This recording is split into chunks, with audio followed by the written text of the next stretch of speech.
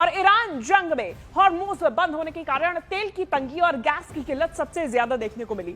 अब ऐसे में यही वजह है कि कई देशों में पेट्रोल की जो कीमत है उसमें भारी बढ़ोतरी हुई है। हालांकि भारत पर इसका कोई भी असर नहीं दिखाई दे रहा। ये हम ऐसा इसलिए कह रहे हैं क्योंकि अगर भारत की बात की जाए तो भारत में किसी भी प्रकार से पेट्रोल की कीमत में कोई बढ़ोतरी नहीं हुई, लेकिन अमेरिका में देखिए 30.1% ये पेट्रोल के दामों में बढ़ोतरी देखी गई। सिंगापुर में 21% बढ़ोतरी, स्पेन में 19%, ब्रिटेन में 19%, वियतनाम में 50% तक बढ़ोतरी देखी गई। आगे और भी देश है, ये फेहरिस्त काफी लंबी है। कंबोडिया में 68%, श्रीलंका में 25%, पाकिस्तान में 50%, म्यांमार में तो 100% तक ये दाम बढ़ चुके हैं। वैसे में फिलीपींस की बात करें 71.6% दाम। ये आप देखते रहिएगा, भारत में 0% दाम बढ़ाए गए हैं, कोई भी बदलाव नहीं हुआ है। Malaysia, Australia, UAE, Zimbabwe, Laos 52.4%, Australia में 46.5%, यूएई में 40.8% दाम बढ़ाए गए।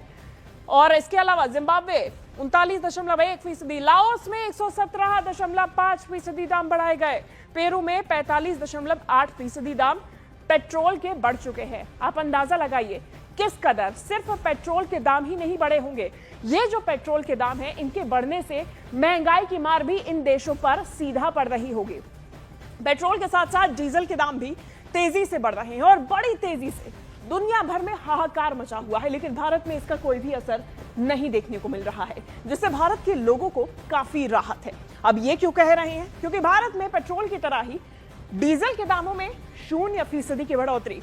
लेकिन अब फेहरिस्त फिर से देखिए, ब्रिटेन में 35% की बढ़ोतरी, अमेरिका में 41.8% की डीजल के दामों में बढ़ोतरी, पाकिस्तान में 54% की बढ़ोतरी, नेपाल में 7%, श्रीलंका में 25% की बढ़ोतरी डीजल के दामों में हुई है।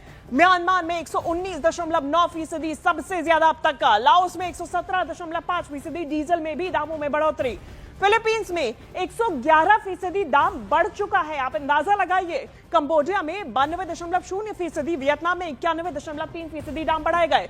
सऊदी अरब में, खुद सऊदी अरब में 46.1%। सऊदी अरब इसीलिए यहां पे है क्योंकि सऊदी अरब में भी जो ऑयल सप्लाई होता है वो भी कई ऐसी जगहें हैं जो कि डैमेज हो चुकी हैं।